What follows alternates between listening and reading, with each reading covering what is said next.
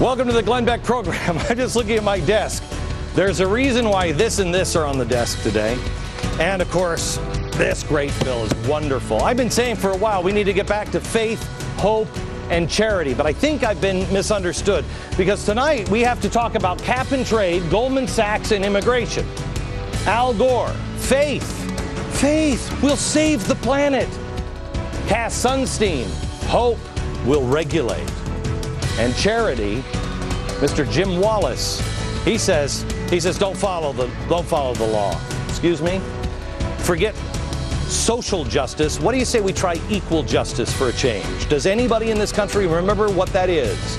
Tonight, I'm going to show you the difference between the two, and we're breaking a story on cap and trade, and surprisingly, Goldman Sachs that I challenge the rest of the media to even cover once.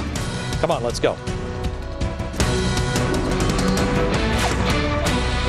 Oh, boy. We got a lot on our plate today, gang. I want to talk to you a little bit about faith, hope, and charity. You know, we used to seek God's blessings in the country. We used to pursue maximum freedom to solve problems. We would let the little guy do it. We would rely on others in times of needs. Well, now it seems we're being pushed towards what progressives have always found hope in: dependency and regulation. The administration will make everyone dependent, and we can regulate social justice. Average Americans used to call that red tape, and we used to find that abhorrent. Our founding fathers used to call it slavery. So it kind of shocks me when there's no outcry in America to news stories like this one over the weekend. The U.S. is preparing to pivot from domestic regulatory reform to push for a new, tough international capital regime. What does that mean? Oh, new international capital regime. That's a global government. You know, a new world order for your money.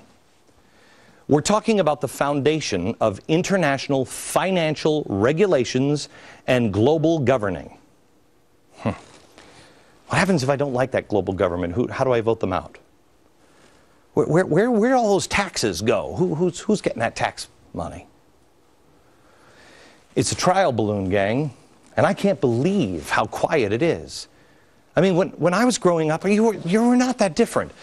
Didn't we used to hate the idea of didn't I remember reading someplace about global government really bad, like spooky bad? I'm not all for that global government thing. Here in America this weekend, the response has been total silence. Am I alone? When I got up this morning, I even heard the Republicans were all for this one. Wow. How does that happen? Oh, I remember. It's those evil, greedy Sith Lord Wall Street executives. You know, like the ones at Goldman Sachs. I want you to know before we start, I had nothing good to say about Goldman Sachs, but I'm not willing to throw Goldman Sachs under the bus when there's an awful lot of people involved in this. Why is Goldman Sachs, that's the question that's been bothering me for the last couple of weeks. Why is Goldman Sachs now the bad guy? Why? You know, they're appearing before the almighty Senate tomorrow to get grilled by the Senate Permanent Subcommittee on Investigations. It should be a good show. I mean, a good hearing. You know, they're going to call them up about their so-called attempts to manipulate and profit off the crash of the housing market. Did they do that? Probably. I don't know. Is that what caused the collapse? No. Again, why Goldman Sachs? Why Goldman Sachs? Now they're going to get chewed out tomorrow. They'll be made an example of. Yes, they'll go in front of the Inquisitor himself, Christopher Dodd, who joined in the chorus of Goldman haters on Meet the Press yesterday. Let's watch. Here we are 17 months after someone broke into our house, in effect, and robbed us, and we still haven't even changed the locks on the doors. And these off-balance sheet, non-transparent vehicles with what people call implicit guarantees invite these kinds of problems. We've got to end once and for all the casino atmosphere of Wall Street, where they're gambling basically on synthetic ideas and so forth, and produce with somebody else's money. Stop gambling on, what do you say? Synthetics.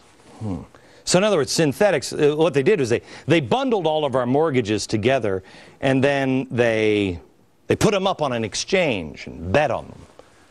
Yeah, that's bad. But the mortgages did exist, right? That they bundled up, those mortgages existed. They just shouldn't have bet on them.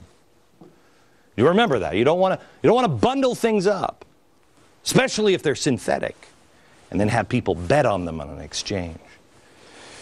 Boy, Chris, you're right. We better change those locks. But the first thing we should do is we should make sure that the people we're calling, like you, that are going to change the locks, aren't the ones who were somehow also involved in the robbery in the first place. Because if we call the locksmith, you, and say, hey, we were just robbed. Oh, that's a tragedy. I'm going to make sure those locks are changed. It doesn't really help us because you'll still let the bad guys in. Oh, you might chew the bad guys out, like you will tomorrow with Goldman Sachs. But let me ask you this.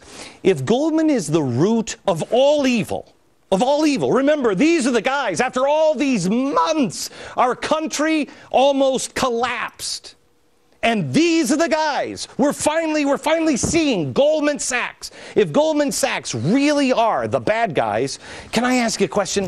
Why is it, all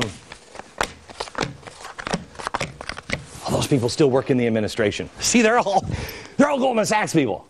We have William Dudley, president of the Federal Reserve Bank of New York, managing director and partner at Goldman Sachs. Gary Gensler, chairman of the Commodity Futures Trading Commission.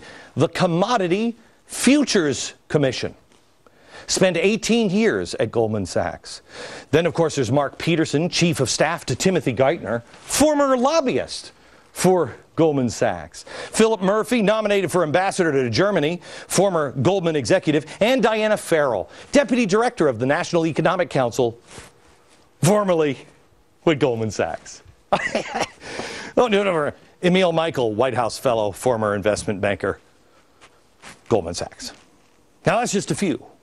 But if Goldman really were the bad guys, wouldn't I say, hey, by the way, you've been in a chop shop, and some of the guys that have been around you have been stealing cars. I don't think I want you guys around advising us on anything. You know what I mean? But if that's the case, if Goldman Sachs, the bad guys, then, gang, we have bigger problems than just regulation. Because I want to take you to hope. Hope, global warming. Yeah, Al Gore. He's going to help us. I want you to know this story originated from a watchdog. And by the way, if you're new to this program, you don't know what a watchdog is, it's you. We got millions of watchdogs. They're all watching. I can't watch everything. I've got a staff that tries to investigate as much as you can, but we're not investigative reporters. It's not what we do. And it doesn't seem to me like there's a lot of people in the media that even want to go down these roads. So I've asked you a while back, would you send me a tweet? Go on Twitter. Get on Twitter and email tips. Tweet a story and an email. Well, we try to look at every single one of them as fast as we can. We try to get as many of them as we can. But this one came from a watchdog about Chicago, and it caught my eye late last week. Chicago and the climate exchange.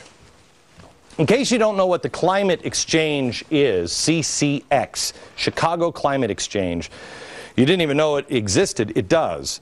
And it started trading in 2003. It is billed as North America's only cap-and-trade system for all 6 greenhouse gases with global affiliates and projects worldwide. The members voluntarily, but legally, they're bound. They voluntarily get bound to this agreement to meet all annual greenhouse gas emission reduction targets. That's fantastic. Seeing that it is voluntary, I got no problem with it. But it's about to not be voluntary. That's where the problem sets in. So now, I guess before I tell you what this thing is about to become, in case you don't know what cap and trade is a scheme